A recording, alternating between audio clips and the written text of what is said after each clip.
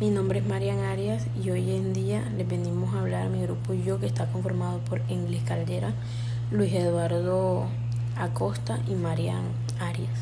El día de hoy les venimos a hablar sobre la hegemonía conservadora.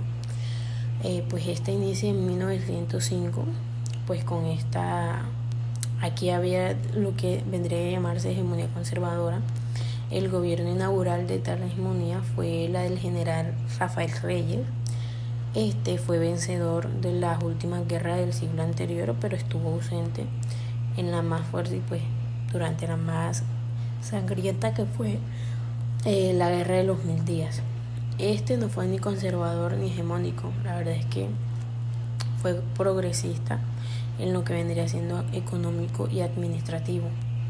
En lo político, pues dio cabida a los liberales, ¿no? Así que recibió como un bálsamo, fue recibido como un bálsamo por el país, destruido y desangrado por la larga guerra, además que arruinado por la inflación galopante causado por las emisiones de papel y monedas usadas por el gobierno para financiar su parte de las hostilidades, ¿no? El gobierno Reyes había sido elegido por la abstención liberal y el fraude conservador. Se remonta a la provincia de La Guajira, desde donde el cacique general Juanito Iguarán mandaba los resultados electorales firmados en blanco para que los rellenaran a su acomodo sus jefes políticos en Cartagena. La gran pregunta del millón: ¿por qué se le llamó hegemonía conservadora? Básicamente porque en este periodo gobernaron los gobiernos, valga la redundancia, conservadores de Colombia, aunque el primer presidente de este periodo fue liberal, y el cual se conoce pues como Rafael Núñez, ¿no? Este estableció un gobierno inspirado más que todo en los ideales conservadores, y además que en este se avanzó un poco en lo que vendría siendo más adelante la hegemonía conservadora, con sus diferentes presidentes a lo largo de esta. Antecedentes de la hegemonía conservadora. Colombia, con sus diversos nombres, nunca había conseguido estabilidad política desde su proclamación como país independiente. Esta inestabilidad había venido provocada, entre otros aspectos, por el enfrentamiento entre los federalistas, en otras palabras liberales, y los contratistas, en este caso conservadores. Otros de sus antecedentes fueron que esta constitución fue la primera que firmó que en adelante en Colombia no habría más esclavos. El definitivo establecimiento del libre cambio provocó las protestas de los liberales en dos corrientes, los gorgotas y los draconianos.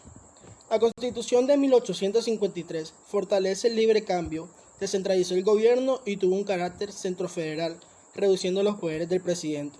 El establecimiento del matrimonio civil y del divorcio no fueron bien recibidos por la Iglesia.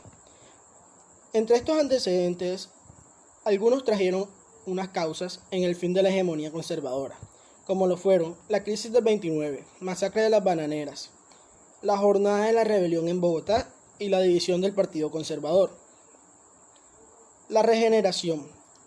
La regeneración fue un movimiento político surgido en Colombia en la segunda mitad del siglo XIX, liderado por Rafael Núñez. Su objetivo era cambiar la información de lo que tenía el gobierno y la sociedad colombiana a partir de lo establecido por la Constitución de 1863, con lo que había creado los Estados Unidos de Colombia y que convirtió al país en una república federal, teniendo como lema una nación, un pueblo, un Dios.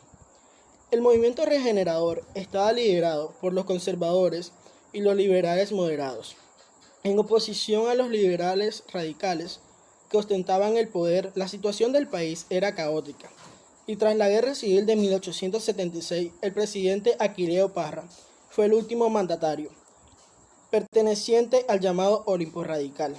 Los dejo con mi compañero. Bueno, siguiendo con el tema de nuestra exposición y siguiendo el contexto de nuestros compañeros, cabe mencionar que les quiero hablar sobre la República Liberal, pero antes de eso quisiera hacerle un pequeño contexto histórico mundial. En 1930, mientras Europa estaba recuperándose de la depresión o crisis económica mundial producto de la Primera Guerra Mundial, después de la guerra de los 1000 días, presenta un poco de estabilidad política social hasta 1930. La presidencia fue ejercida por políticos del Partido Conservador. Tras la división del Partido Conservador, los liberales conquistaron nuevamente el poder en 1930 y se mantuvieron hasta 1946.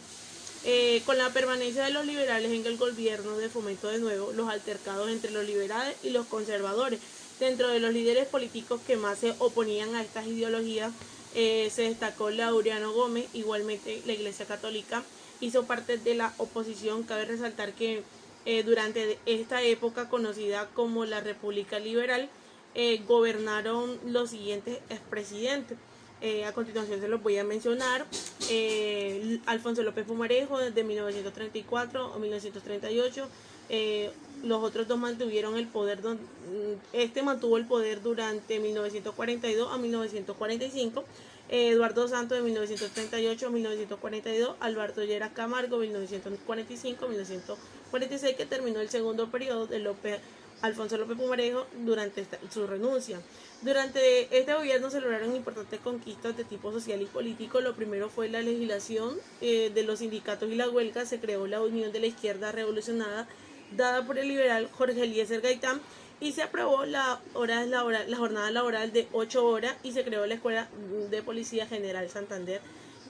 Las ciudades crecieron, las migraciones del campo a la ciudad se permitieron, el aumento de trabajadores obreros, y se simuló la tecnificación del campo, y también obviamente se permitió el acceso de las mujeres a la universidad, y con esto podemos ver que a las mujeres pudieron dar un pase de libertad y pudieron obtener un derecho a un título universitario.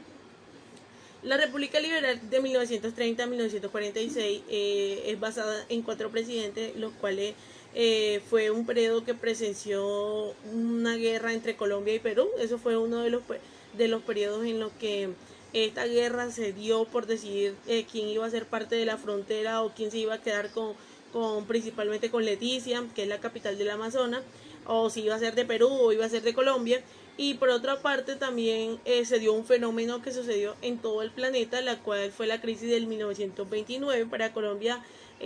Colombia también se vio golpeada por esta crisis, pero Colombia la enfrentó de una forma en que se denominaba un modelo de sustitución de importaciones, lo cual significaba que estaba reemplazando las importaciones por mercancías nacionales.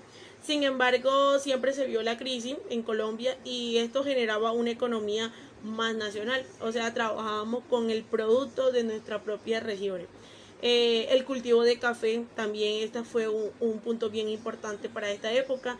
También el Partido Conservador llevó a lanzar 2 candidatos presidenciales, mientras el Partido Liberal solo lanzó uno, y esto conllevó a que los votos de los conservadores, a pesar de que eran más, se dividieran, y pues entre esos 2 candidatos, mientras en el Partido Liberal solamente había un solo candidato, y pues obviamente permitió que el partido ganara. En este caso fue el candidato Enrique Olaya Herrera quien ganó las elecciones de 1930, y en esta fecha fueron marcadas por una serie de violencias bipartidistas. Es también importante resaltar la masacre de las bananeras. Bueno, ya habíamos tocado ese tema en clases anteriores. Uno de los rasgos más importantes de la República Liberal fue la separación de la educación de la Iglesia. Con esto se vio un intento de modernización. Que significaba esto, o sea, significaba que ya la Iglesia pues obviamente no iba a tener una participación como tal, sino que el Estado se iba a encargar de la educación. También podemos ver que la Iglesia Católica estuvo muy marcada en este tiempo, y como podemos ver el Estado desde ese momento hasta ahora pues se ha encargado de la educación. En ese intento de modernización da pie a la fundación de la Universidad Nacional de Colombia. Alfonso López Pumarejo en 1934 a 1938 en su época liberal fue de especial importancia. Gracias a la administración de se dieron distintos momentos apacibles y nobles en los que se había, por ejemplo, redactado en la Constitución Política del 86. Los liberales vieron que había una modernización del manejo del Estado y comprendieron además que solo un plan de reforma podría detener el descontento social y la penetración de las ideas socialistas entre 2 sectores pobres de la población. Con la llegada de López Pumarejo se adelantó un programa de gobierno al cual llamó Revolución en Marcha.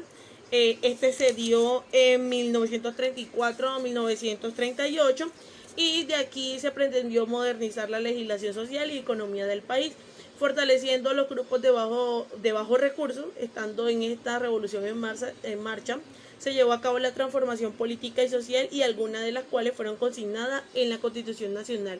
Fue la primera reforma que se dio, fue la reforma agraria, fue la primera que se vivió en Colombia en este ciclo, y tenía como finalidad otorgar tierras a quien cultivaban estos terrenos, a los que no les pertenecía, y también indujo o introdujo el principio de la propiedad privada, que tiene como función social que debe cumplir, es decir, que la posesión de la tierra no solo se le concede como un título, sino también con el aprovechamiento de la explotación de la tierra.